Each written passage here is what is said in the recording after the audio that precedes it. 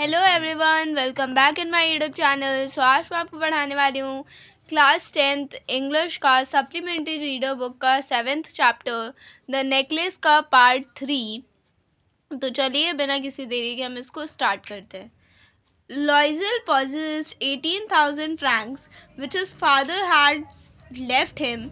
तो लॉइजल जो थी, मिस्टर लॉइजल, ठीक है, उनके पास कितने थे? उनके पास 18,000 फ्रैंक्स थे जो कि उनके पापा ने उनको दिए थे। ही बोरोड द रेस्ट, और क्या होता है कि बाकी का जो धन था वो उसको उधार ले लेते हैं। वैसे में अगर आपको इसके आगे के पार्ट्स देख लीजिएगा, क्योंकि इसके आगे की स्टोरी में बेसिकली ये हुआ था कि उन्होंने अपनी फ्रेंड से, एक लड़की ने अपने फ्रेंड से नेकलेस बोरो किया था, उधार में लिया था कुछ टाइम के लिए, लेकिन उससे वो नेकलेस खो गया था। एंड वो एक आर्टिफिशियल डायमंड का नेकलेस था, लेकिन ये बात उनको नहीं मालूम थी। तो क्या होता है कि उनको लगता है कि वो डायमंड का नेकलेस है, इसलिए अब वो एक नया डायमंड का नेकलेस बोरो करने का सोचती हैं, नया ख़रीदने का सोचती हैं। तो उसकी वैल्यू 36,000 फ्रैंक्स थी और उनके पास अभी सिर्फ 18,000 फ्रैंक्स थे, और बाकी के जो फ्रैंक्स थे वो उधार ले लेते हैं। He made strenuous promise, took money from users and the whole race of lenders। ठीक है, तो क्या होता है, वो खुद को तबाह करने वाले वादे करते हैं, और क्या होता है कि वो जो पैसे थे वो सब उनको वो उनसे उधार ले लेते, क्योंकि उनके पास तो सिर्फ 18,000 फ्रैंक्स थे। Then he went to get the new necklace, depositing on the merchant's counter 36,000 francs।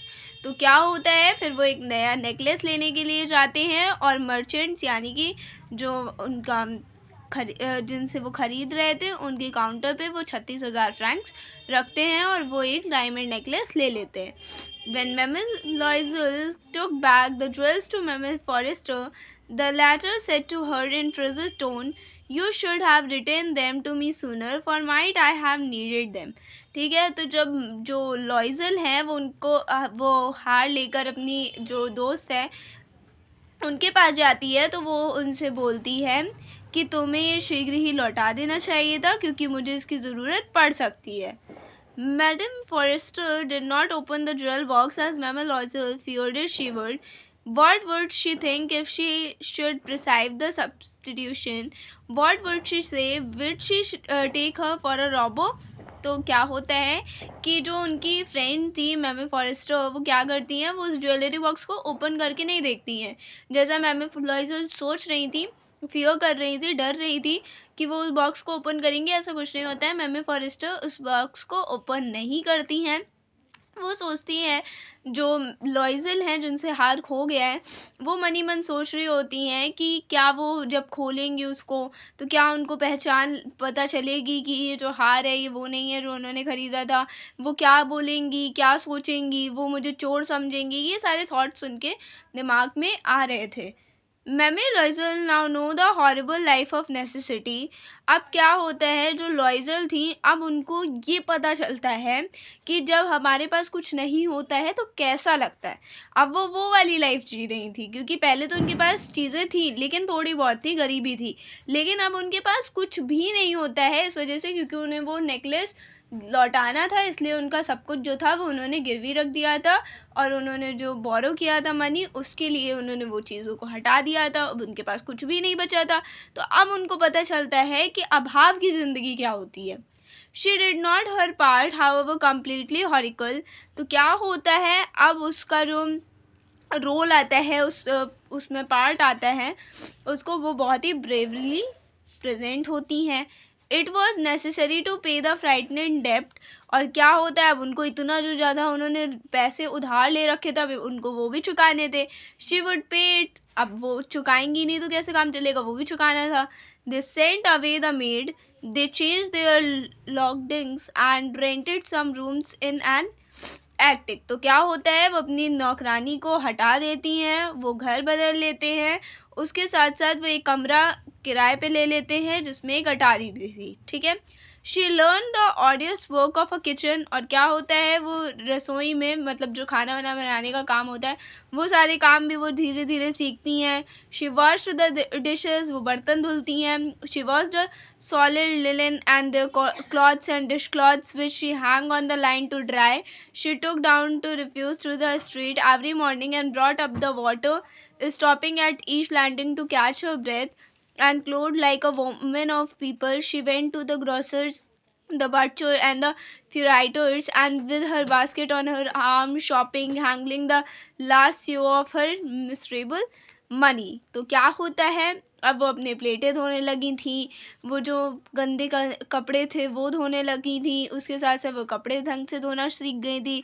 वो अपने कपड़ों को सुखाने के लिए डालती थी, कूड़ा हर दिन नीचे फेंकने जाती थी, पानी भर के ऊपर लाती थी. सांस जब उनकी फूलने लगती थी उसके बाद भी उनको काम करना पड़ता था. अब उनकी ये ज़िंदगी हो चुकी थी. ठीक है, उसके साथ साथ क्या होता है, अब वो एक साधारण स्त्री के तरीके कपड़े पहन के जाती थी, वहाँ पर वो सामान भी खरीदने जाती थी अब दुकान पे, और वो हर एक चीज़ के में पैसों का मोल भाव भी करना सीख गई थी, इस वजह से क्योंकि अब उनके पास पैसों की तंगी थी. ठीक है. The husband worked evening putting the books of some merchant in order, and night he often did copying at 5 sous a page. तो क्या होता है कि उनका जो पति था वो शाम को भी काम करने लगा था, मतलब वैसे तो वो कहाँ काम करते थे, वो एक क्लर्क की जॉब पे थे, बट उसके साथ साथ उनको जो लोन चुकाने थे इस वजह से क्या होता है कि उनका पति जो था वो शाम को भी काम करता था, फिर वो हिसाब किताब करना सीखता था, उसके साथ साथ रात में जो कॉपिंग होती है ना पेपर्स की वो भी करना सीख गया था. And this life lasted for 10 year, और ऐसे ही जीवन वो जो पति पत्नी थे उन्होंने ऐसे ही जीवन 10 सालों के लिए लगातार जिया. ठीक है. At the end of 10 year they had restored all.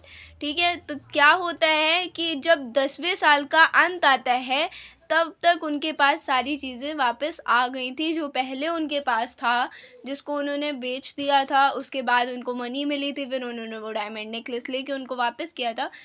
तब जो उस टाइम पे उनके पास जो चीज़ें थी वही चीज़ें अब उनकी 10 साल बाद वापस आ गई थी, रीस्टोर हो गई थी.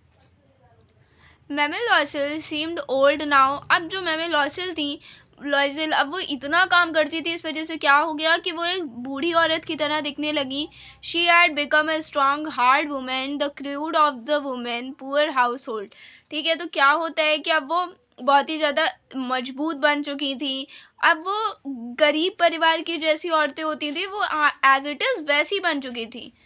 Her hair badly dressed, her skirts awry, her red hands. She spoke in a loud tone and washed the floors with large pails of water. और क्या होता था कि अब उनके जो बाल थे वो सही ढंग से संवारे हुए नहीं रहते थे, उनकी स्कर्ट में सिलवटें होती थी, उनके हाथ लाल होते थे. अब वो बहुत तेज़ बोलती थी और पानी की बड़ी बड़ी बाल्टियों से वो फर्श साफ़ करती थी, और पहले वो ये सारे काम बिल्कुल नहीं करती थी.